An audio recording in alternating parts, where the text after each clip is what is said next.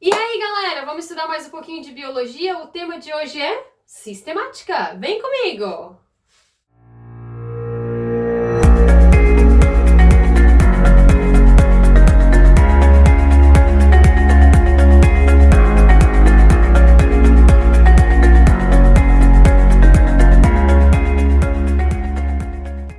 Pessoal, o assunto de hoje é sistemática, um sistema de classificação adotado na biologia para que a gente consiga estudar melhor toda a biodiversidade que existe no nosso planeta.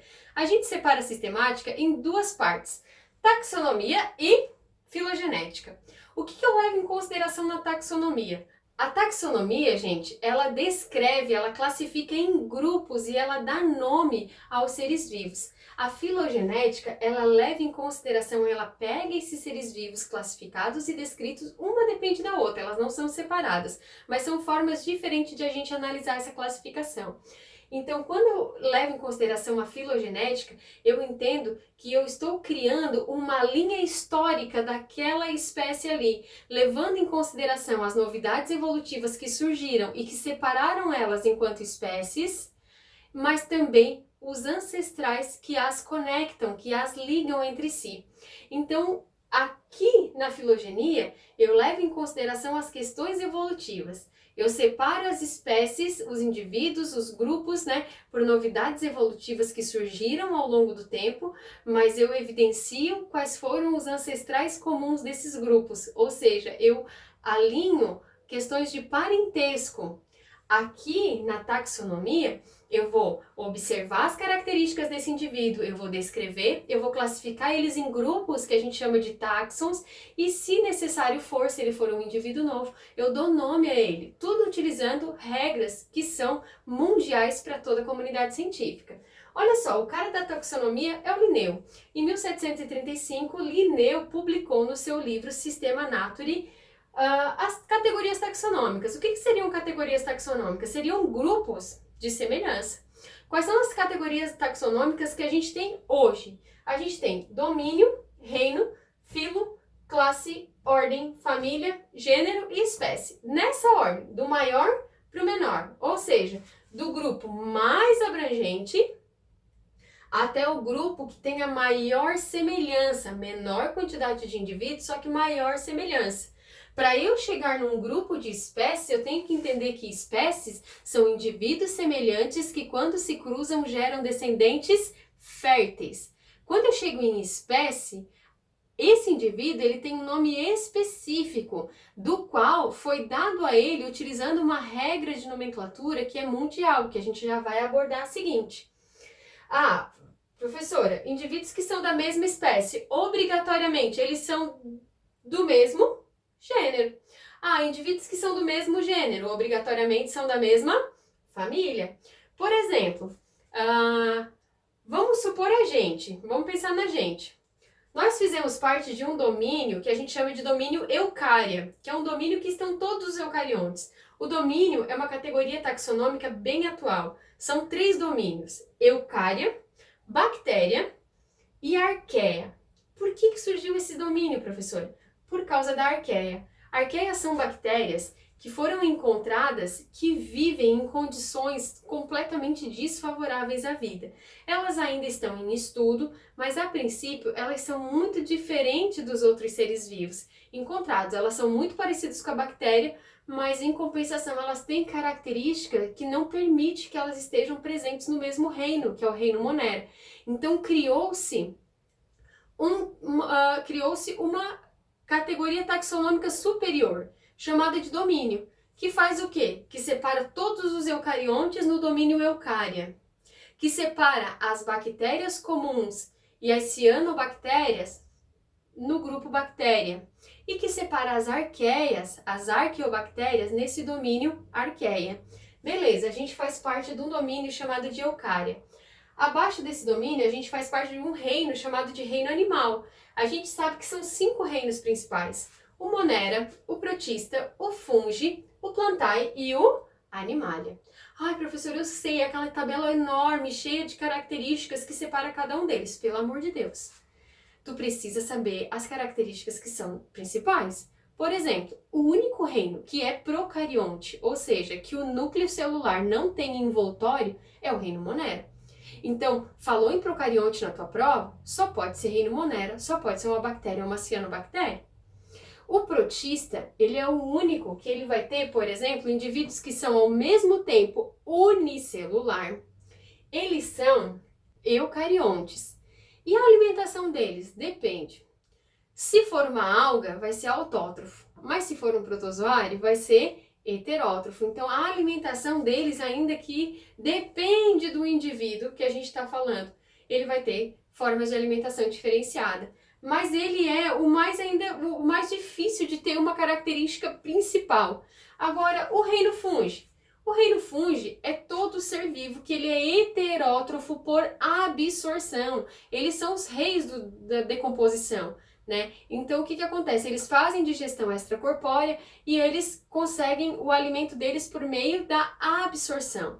Agora, nós não, nós somos heterótrofos por ingestão, a gente ingere o alimento. E as plantas são autótrofos fotossintetizantes. Então, assim, ó, tem coisas que não precisa decorar. A único que é protista, Monera. Separa o fungo, as plantas e os animais pela forma de alimentação, que é o que eles têm de mais diferente. E lembra, numa linha evolutiva, numa perspectiva assim, ó, de surgimento de novidades evolutivas, o fungo, mesmo o cogumelo sendo parecido com uma planta, o fungo ele é muito mais parecido com um animal a nível celular do que com uma planta. O fungo ele tem parede celular feita de quitina, que é um carboidrato encontrado nos animais. Ele é heterótrofo, ele não produz o seu alimento, como é o caso também dos animais. E o fungo, a reserva energética dele é glicogênio, que é uma reserva de origem animal. Então, a nível celular, ele é muito mais parecido com um animal do que com uma planta. Mesmo que tu olhe um cogumelo e pense que é uma planta, ele não é, ele é mais parecido com um animal, beleza? Gente, vamos lá. De que filo que a gente faz parte? A gente faz parte de um filo aí chamado de cordados, da classe dos mamíferos, da ordem dos primatas. Opa, primata! Chegamos no nosso momento. Então, primatas, tá aí todo mundo que, né, engloba macaco prego, chimpanzé, gorila e nós, tá todo mundo aqui na mesma ordem, na ordem dos primatas. Mas agora a gente se separa dos demais macacos quando a gente passa a ser bípede, quando a gente passa a se locomover apenas com os membros inferiores, ter uma postura mais ereta, né? Uma caixa craniana mais desenvolvida. E aí a gente vai para uma família chamada de hominídeo. Dos hominídeos, a gente ainda vai fazer parte de um gênero chamado Homo, e a nossa espécie é Homo sapiens. Opa, professora, nós já somos mais ainda, nós somos Homo sapiens sapiens. Então a gente tem aqui uma condição de subespécie. Existem outras categorias taxonômicas? Gente, existe subfilo, superfilo, subclasse, superclasse, subgênero, superordem. Depende da complexidade daquele ser vivo que eu estou analisando e classificando. Mas as principais são domínio, reino, filo, classe, ordem, família, gênero e espécie. Como é que eu vou decorar? Cada um tem um jeito, né? Eu não consigo esquecer o jeito que eu aprendi lá no ensino fundamental com a minha professora. Quando ela disse assim, raio forte caiu ontem fazendo grande estrago. E olha que nem tinha o domínio ainda, né? Mas é uma forma interessante de a gente pensar na frase, porque a gente consegue colocar em ordem. Quando a gente coloca em ordem, a gente entende que do maior para o menor, o que vai acontecer? Mais homogêneo vai ficando, porque vai ficando mais parecido, só que vai diminuindo a quantidade de indivíduos. Quanto mais para cima, mais heterogêneo, maior a biodiversidade e também maior a quantidade de indivíduos. Gente, quem faz parte do mesmo reino obrigatoriamente faz parte do mesmo filo? Não. Mas agora, quem faz parte do mesmo filo faz com certeza parte do mesmo reino. Ou seja, a categoria de baixo, obrigatoriamente, ela faz parte de todas as que estão em cima, tá? Agora, se eu disser assim, olha só, nós e os primatas, nós estamos na mesma ordem, então obrigatoriamente a gente faz parte da mesma família? Não, mas obrigatoriamente nós estamos na mesma classe, beleza? Gente, uma coisa bem interessante aqui é que existem regrinhas de nomenclatura. Por exemplo, para identificar a família. Quando a gente chama a família de Idae no final, a gente está não só se referindo à família, como a gente está se referindo a uma família do reino animal. Agora, se eu encontrar esse sufixo aqui, A-C-A-E, eu tô me referindo à família de uma planta, né? De um organismo do reino plantário. Como esses nomes são em latim, a gente não lê o A. Então, por exemplo, eu não leio assim, da família dos Felidae. Eu leio da família dos Felidae. Não é da família da Myrtaceae. Não, é da família da Myrtaceae, né? A mesma coisa eu não leio Aedes. É o Aedes aegypti, que é o transmissor da dengue. Não, é o Aedes aegypti. Eu não leio o A, tá? Quando a gente está se referindo a uma leitura, né, em latim, em ciências aqui, em biologia. Beleza, gente? Olha só, coisas interessantes. Quando eu vou dar nome a uma espécie, eu também tenho que seguir regras, né? Regras de nomenclatura. Esse nome tem que estar em latim ou latinizado. Ele sempre vai ter que estar escrito em destaque, ou itálico, ou sublinhado, ou em negrito. Então eu vou escrever o nome de uma espécie aqui para vocês. Homo sapiens. Como eu não consigo colocar nem em itálico, né, nem em negrito aqui no quadro, eu vou sublinhar, obviamente, porque eu estou escrevendo de forma manuscrita. O que eu tenho aqui? Eu tenho dois nomes, então o nome de espécie é sempre binomial. E se esse nome tiver uma subespécie, ele vai ser trinomial.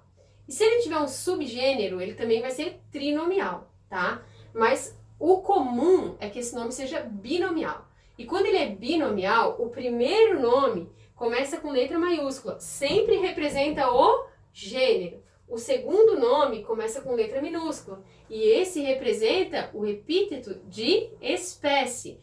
Qual é a espécie que eu tenho aqui? Homo sapiens. Não, professora, a espécie é sapiens. Homo é o gênero. Não, quando eu vou falar a espécie, eu tenho que falar o nome inteiro. O gênero é Homo, mas a espécie, Homo sapiens. Beleza? Vamos supor, então, que seja uma subespécie. Como que eu vou representar? Olha só. Homo sapiens. Sapiens. Vou destacar. Eu tenho aqui gênero, espécie, subespécie. Mas como eu estou lidando com subespécie, elas continuam em letra minúscula. Professora, e se eu fosse representar um caso de subgênero? O subgênero, ele sempre vai aparecer no meio, porque a gente segue a ordem das categorias taxonômicas. Então, vai ser gênero, subgênero e espécie. O gênero que vai estar aqui no meio, ele vai começar com letra maiúscula, mas ele vai estar entre parênteses. Então, são algumas coisas que a gente tem que tomar cuidado. Uma coisa interessante, às vezes a gente fala assim, quem é o causador da malária? É um protozoário conhecido como Plasmodium sp. Daí tá lá. Plasmodium sp. Um destaque. O que isso quer dizer? Quer dizer que várias espécies do gênero Plasmodium podem causar a malária. Beleza, gente? Então, isso aqui foi uma revisãozona aí sobre taxonomia. Taxonomia é quando eu descrevo, quando eu dou nome, quando eu identifico, né, as espécies de seres vivos para facilitar o estudo. Essa regra ela é mundial e ela simplesmente alinha todas as pesquisas. Quais são as categorias taxonômicas principais? Domínio, reino, filo, classe, ordem, família, gênero, espécie. Nessa ordem, do maior para o menor. Espécie é um conjunto de indivíduos semelhantes que, quando se cruzam, geram descendentes férteis.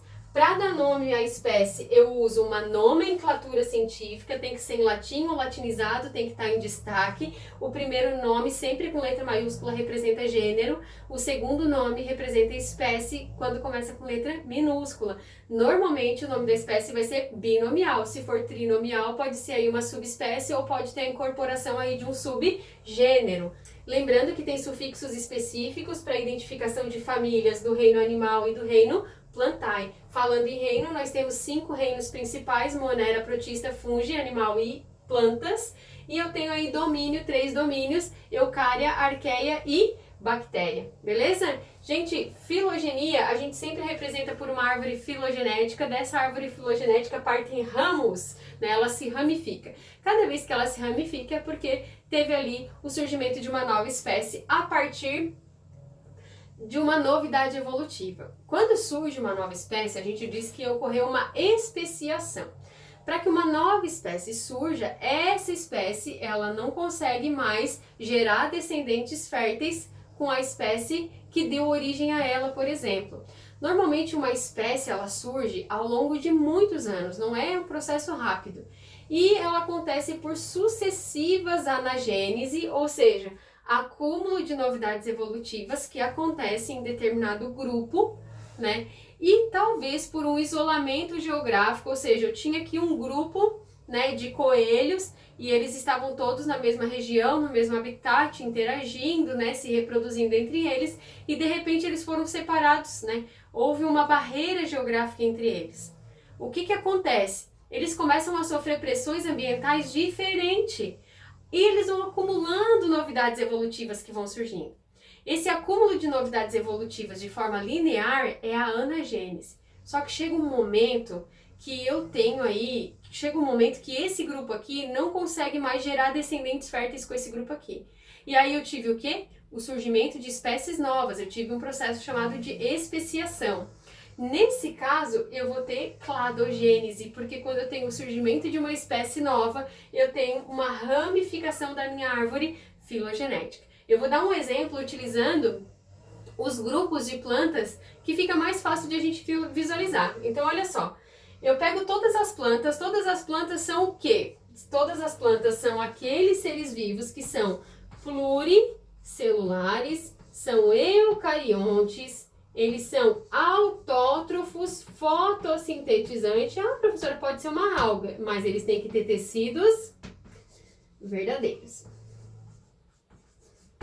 Beleza, tenho aqui as plantas. Então, essa é a novidade evolutiva que separou as plantas das algas, por exemplo. Daqui pra frente, tudo planta. Só que aí eu tenho 4 grupos de planta. Eu tenho um grupo chamado de briófitas. Eu tenho as pteridófitas, que são as samambaia. Eu tenho as gimnospermas, que tem como representante os pinheiros. E eu tenho aqui as angiospermas. Beleza, 4 grupos de plantas. O que que separa um grupo da outra? O que que une todas elas? Um ancestral comum.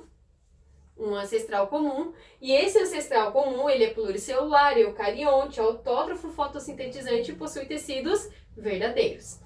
Ah, o que que separa a briófita das demais plantas? O fato de que as demais plantas surgiu uma novidade evolutiva chamada de vasos condutores de seivas. Elas são vasculares, plantas que inclusive passaram a ter um porte maior porque a nutrição nessas plantas era muito mais eficiente porque agora elas tinham vaso, né, xilema e floema para condução aí de seiva bruta e elaborada. Beleza. Eu tenho aqui o surgimento de uma outra novidade evolutiva, o fato dessas plantas possuírem semente, grão de pólen, que facilitou o processo reprodutivo, que conferiu a elas uma vantagem. Essa novidade evolutiva é uma apomorfia. Os novos descendentes têm, mas os ancestrais não têm. Que ancestrais, professora? Cada nó de uma árvore filogenética ou de um cladograma é um ancestral. Cada encontro de retas é um ancestral. Esse aqui é um ser vivo que é o ancestral desses 2 indivíduos. Esse aqui é um ancestral desses 3 aqui. Esse aqui vai ser ancestral das 4 plantas aqui. Então, o que que a gente percebe? Quando a gente consegue analisar uma árvore filogenética ou um cladograma, a gente consegue perceber que de um indivíduo para outro surgem novidades evolutivas. Esse indivíduo que está aqui, ele não é o mais evoluído, mas ele é o que tem o maior acúmulo de novidades evolutivas. Sempre que eu for analisar um cladograma, eu tenho que observar a questão do tempo. Como assim a questão do tempo? Eu sempre vou entender aqui assim, ó. Aqui a base como o tempo 0 e aqui como o tempo que está sendo analisado. E aí depende do problema. Normalmente, o tempo que está sendo analisado são as espécies que habitam hoje.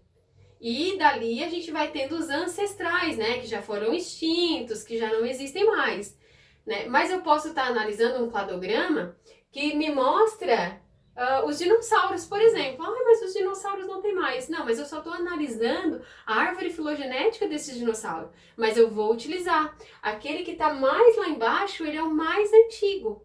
E aquele que está mais em cima é o que é mais recente dentro da minha análise. Então, por exemplo, se eu for observar aqui, qual desses 3 aqui é o ancestral mais antigo?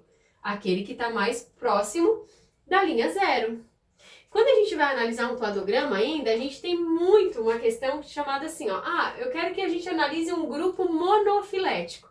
Eu quero que a gente analise um grupo parafilético. O que é um grupo monofilético? É quando eu pego todos os indivíduos que têm o mesmo ancestral. Por exemplo, se eu pegar a gimnosperma e a angiosperma, eu estou analisando um grupo monofilético. Por quê? Porque eu peguei todos os indivíduos de um mesmo ancestral. Agora vamos supor que eu vou fazer um estudo e no meu estudo eu englobei as samambaias e os pinheiros. Eu estou analisando um grupo monofilético? Não. Por quê? Mas eles têm um ancestral, professora. Tá aqui o ancestral comum deles. Beleza, eles têm um ancestral comum. Mas eu não peguei todos os descendentes desse ancestral. Para ser um grupo monofilético, eu teria que ter pego Pteridófita, Gimnosperma e Angiosperma. Todos os descendentes do mesmo ancestral. Aí seria monofilético. Se no meu estudo eu não peguei todos os descendentes, peguei só alguns descendentes de determinado ancestral, eu estou lidando com um estudo parafilético, certo? A gente ainda tem o polifilético, que é quando eu pego indivíduos aleatórios e eles não compartilham do mesmo ancestral. Galera, eu espero que vocês tenham gostado da aula de hoje e até a nossa próxima aula. Beijos no coração!